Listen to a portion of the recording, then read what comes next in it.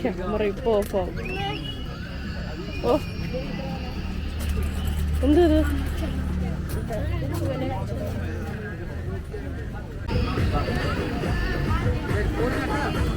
പലരും കഠിനമായ വേദന കൊണ്ട് ഏറെ ബുദ്ധിമുട്ടുന്ന ഒന്നാണ് മൂത്രക്കല്ല് കിഡ്നി സ്റ്റോൺ. മൂത്രക്കല്ല് പൊടിച്ചു കളയുവാനും ആണ് കരിമ്പിൻ ജ്യൂസ്.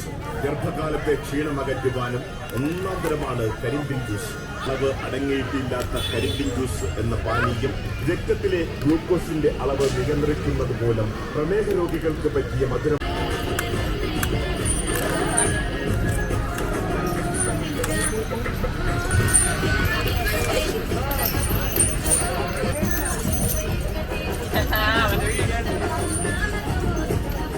പലരും കഠിനമായ വേദന. നമസ്കാരം, എല്ലാവർക്കും കാത്തോസ് ഫ്രെയിമിൻ്റെ ഒരു പുതിയ എപ്പിസോഡിലേക്ക് സ്വാഗതം. ഇന്നത്തെ എപ്പിസോഡ് നീതിലക്കാവ് ശ്രീ ദേവി ക്ഷേത്രത്തിലെ പൂരമാണ്. നീതിലക്കാവ് എന്ന് പറയുന്നത് നമ്മുടെ വീടിൻ്റെ തൊട്ടടുത്തുള്ളൊരു ക്ഷേത്രമാണ്. മിക്കവാറും ദിവസങ്ങളിൽ ഞാൻ രാവിലെ ആയാലും വൈകിട്ടായാലും എപ്പോഴാണോ സമയം കിട്ടുന്നപ്പോൾ തൊഴാറുണ്ട്. അവിടെ തൊഴുതിട്ട് നമ്മൾ ആ ഒരു അമ്പലത്തിൽ കുറച്ച് നേരം ഇരിക്കുമ്പോൾ കിട്ടുന്നൊരു പോസിറ്റിവിറ്റി എന്ന് പറയുന്നത് എനിക്ക് വളരെ ഗുണം ചെയ്യുന്ന ഒന്നാണ്. അപ്പോൾ എനിക്ക് സമയം കിട്ടുമ്പോഴൊക്കെ ഞാൻ അമ്പലത്തിൽ പോകാറുണ്ട്. പോയി കഴിഞ്ഞിട്ട് അവിടെ കുറച്ച് സമയം സ്പെൻഡ് ചെയ്യാറുണ്ട്. അതുകൊണ്ട് നമ്മൾ ഈ നാട്ടിൽ വന്നിട്ട് നമ്മൾ കൂടുന്ന ആദ്യത്തെ പൂരമാണത്. അപ്പോൾ ഞങ്ങൾക്കിത് വളരെയധികം സ്പെഷ്യലായിരുന്നു. ഇവിടുത്തെ നാട്ടുകാർക്കിത് ഭയങ്കര ഫെസ്റ്റിവലാണ് ഈ നീതിലക്കാവ് പൂരം എന്ന് പറയുന്നത്. ഇവിടുന്നൊക്കെ എവിടുന്നാണോ ആൾക്കാർ വന്ന് എല്ലാ വീട്ടിലും അവരുടെ റിലേറ്റീവ്സൊക്കെ വന്ന് ഭയങ്കര സംഭവമാണ് കേട്ടോ ഇവർക്ക് ഈ നീതിലക്കാവ് പൂരം. പണ്ട് അമ്പലപ്പുഴയിൽ പായൽക്കുളങ്ങര അമ്പലത്തിൽ പൂരം വരുമ്പോൾ ഇതേപോലെയാണ്. പൂരത്തിൻ്റെ സമയമാകുമ്പോൾ ആ ഏരിയയിലുള്ള വീടുകളിലൊക്കെ നിറച്ച് അവരുടെ റിലേറ്റീവ്സൊക്കെ വന്ന് അവർ ഭക്ഷണമൊക്കെ ഉണ്ടാക്കി എല്ലാവരും കൂടെ കഴിച്ച് വൈകിട്ട് എല്ലാവരും കൂടെ അമ്പലത്തിൽ പോകുന്നു, പ്രോഗ്രാം കാണുന്നു, തിരിച്ചു വരുന്നു. ഇങ്ങനെയൊക്കെ ഒരു സമയത്തുണ്ടായിരുന്നു അമ്പലപ്പുഴയിലൊക്കെ ഞാൻ കണ്ടിട്ടുണ്ട്. പക്ഷേ ഈ നാട്ടിൽ വന്നിട്ട് ഈ നീതിലക്കാവിലെ പൂരം കണ്ടപ്പോൾ ഇപ്പോഴും ഈ നാട്ടിൽ ഇങ്ങനെയാണ്. നീതിലക്കാവ് പൂരം എന്ന് പറയുമ്പോൾ ആ പരിസരത്തുള്ള എല്ലാ വീടുകളിലും നിറച്ച ആൾക്കാർ വരും. അവിടുന്ന് ഇവിടുന്നൊക്കെ അവരുടെ റിലേറ്റീവ്സ് വരും. ഇതാണ് അമ്പലം.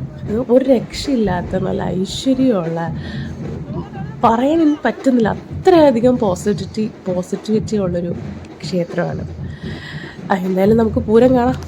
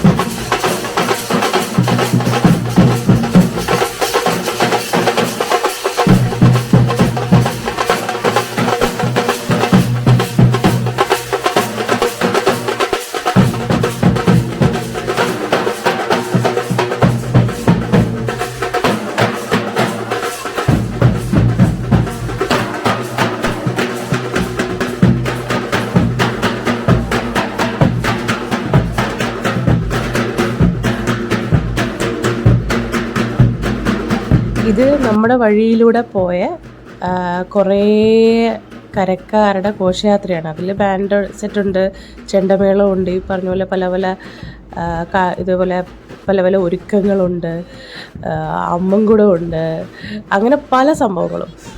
രാവിലെ ഒരു 8 മണി തൊട്ട് വൈകിട്ട് ഒരു 12 മണി വരെ ഏകദേശം ഒരു 10-12 കരക്കാരുടെ ഘോഷയാത്ര ഇതുവഴി അമ്പലത്തിലേക്ക് പോയിട്ടുണ്ട്.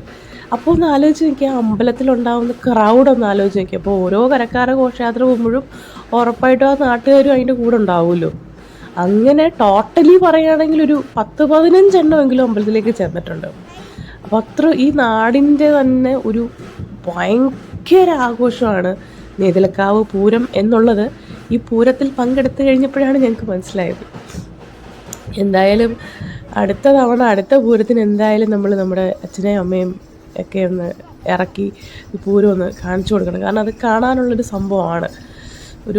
ഈ കരക്കാരുടെ ഈ ഇതൊക്കെ പോകുമ്പോൾ ഉണ്ടല്ലോ, നാട്ടുകാരും അതിൻ്റെ കൂടെ കിടന്ന് ഡാൻസ് കളിച്ച്. ഇവർക്ക് ഈ തൃശ്ശൂരുകാർക്ക് ഞാൻ വന്നിട്ട് മനസ്സിലാക്കിയത്, ഇവർക്ക് തൃശ്ശൂരുകാർക്ക് ഈ മ്യൂസിക് എന്ന് പറഞ്ഞത് ഇവർക്ക് ഭയങ്കര ഇമോഷനാണ്, ഭയങ്കര വീക്ക്നെസ്സാണ് മ്യൂസിക് എന്ന് പറയുന്നത്. ഭയങ്കരമായിട്ട് എൻജോയ് ചെയ്യുന്ന ആൾക്കാരാണ് ഇവർ മ്യൂസിക്. എന്തായാലും അടിപൊളി.